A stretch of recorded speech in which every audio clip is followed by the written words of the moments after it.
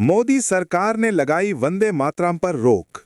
फिर उजागर हुआ बीजेपी और आरएसएस का दोगलापन। दोस्तों, बात अगर दोगलेपन की हो तो संघी और भाजपाई आए दिन अपने रिकॉर्ड खुद ही तोड़ते हैं।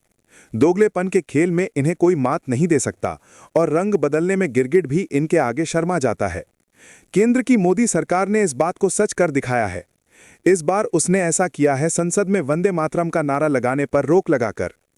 मीडिया रिपोर्ट्स में यह बात सामने आई है कि संसद के शीतकालीन सत्र से पहले जारी किए गए राज्यसभा के बुलेटिन में इस बात का उल्लेख है कि सांसद अब सदन में वंदे मातरम और जय हिंद का नारा नहीं लगा सकते। इस बात का खुलासा होते ही समूचा विपक्ष भाजपा की मोदी सरकार पर हमलावर हो गया है। विपक्षी नेता इसे भाजपा के दोगलेपन की पराकाष्ठा बताते हुए इसका विरोध कर रहे हैं।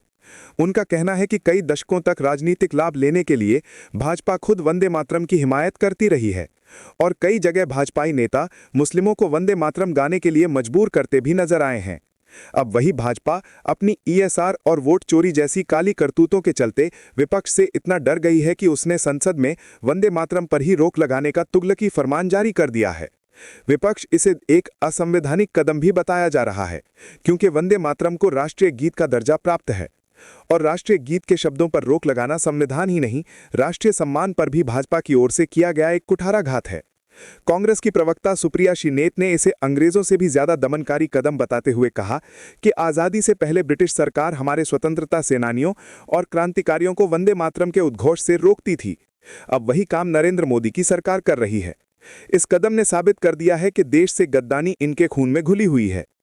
पश्चिम बंगाल की मुख्यमंत्री और तृणमूल कांग्रेस की अध्यक्ष ममता बनर्जी ने भी इससे बीजेपी का राष्ट्र विरोधी चरित्र उजागर होने की बात कहते हुए इसकी कड़ी आलोचना की। आप भी देखिए सुप्रिया और ममता ने इस बारे में क्या-क्या कहा। खबरों के मुताबिक राज्यसभा की बुलेटिन में कहा गया है कि सदन में जय हिंद और वंदे मातरम का प्रयोग नहीं होना चाहिए। मतलब यह सुनकर मुझे विश्वास नहीं हो रहा है कि वो कौन लोग हैं जिनको वंदे मातरम और जय हिंद पर आपत्ति है। इससे तो अंग्रेजों को दिक्कत थी, अब पता चल रहा है भाजपाइयों को भी दिक्कत है। वो अखरता है नारा। ये आजादी के आंदोलन के सबसे पुरजोर, सबसे सशक्त नारे हैं। इससे किसी को दिक्कत हो कैसे सकती है? किस मिट्टी के बने लोग हैं? चलिए शुरुआत जय हिंद से करते हैं। जय हिंद का मतलब है हिंदुस्तान की जय हो, भारत की सदैव जय हो। यह आजादी का सबसे सशक्त नारा था। इसकी रचना 1907 में केरल के ट्रवणकोर के रहने वाले क्रांतिकारी चेम्पक-रामन पिल्लई ने की थी। वो भारत के बाहर सक्रिय थे, जर्मनी वगैरह जगहों पे। 1914 से 18 के बीच में भारत के जो क्रांतिकारी बाहर रहते थे और आजादी की लड़ाई लड़ रहे थे, उसको, इस नारे को, जय हिंद को उन्होंने अपना उद्घोष बनाया, अपना अभिवादन बनाया। इसको और पॉपुलर करने का काम नेताजी सुभाष चंद्र बोस ने किया। 1940 के दशक में 1943 से 44-45 के बीच में नेताजी और उनकी आजाद हिंद फौज ने जय हिंद को अपना उद्घोष बनाया, जय हिंद से अभिवादन करते थे। और यही नहीं, नेताजी अपने सारे जो ब्रॉडकास्ट होते थे, चाहे वो जर्मनी में हो, चाहे वो साउथ ईस्ट एशिया में हो, कहीं से भी हो, वो जय हिंद जरूर बोलते थे। उन्होंने इसको इसलिए चुना था क्योंकि ये धर्मनिरपेक्ष था, ये लोगों को जोड़ता था। 1947 में आजादी के बाद इस नारे का प्रयोग हमारी सेना ने, हमारे अर्धसैनिक बलों ने करना शुरू किया। उन्होंने औपचारिक तौर से इसको अपना नारा बनाया। आज भी हर भारतीय सेना, अर्धसैनिक बलों का जो दिल और जज्बा है वो जय हिंद से गूंजता है। यही नहीं, आजादी के बाद प्रथम प्रधानमंत्री पंडित नेहरू ने इसको और लोकप्रिय किया। वो अपने हर भाषण का अंत जय हिंद से करते थे। और सोचिए, जय हिंद लोगों को अखर रहा है।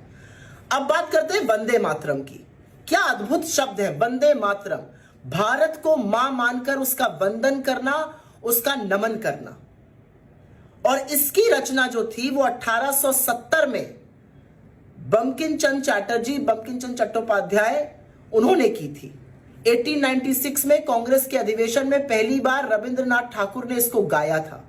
1905 के स्वदेशी आंदोलन का यह बड़ा नारा बना था वंदे मातरम। और यही नहीं, 1908, 1909, 1910, उसके बाद यह हर क्रांतिकारी का नारा था। और इसको अंग्रेज बार बार बैन करते थे, इसको बोलने पर जेल जाना पड़ता था। फिर भी आजादी के महानायकों का नारा था, उनका उद्घोष था। वो एक दूसरे का अभिवादन वंदे मातरम से करते थे।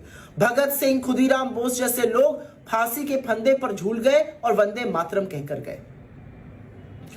जब 1950 में भारत का संविधान अडॉप्ट हो रहा था, तो भारत की संविधान सभा ने वंदे मातरम को राष्ट्रीय गीत के तौर पर औपचारिक तौर पर अपनाया। इन लोगों को इससे दिक्कत है। आप सोचिए, वंदे मातरम और जय हिंद से किन लोगों को दिक्कत होगी?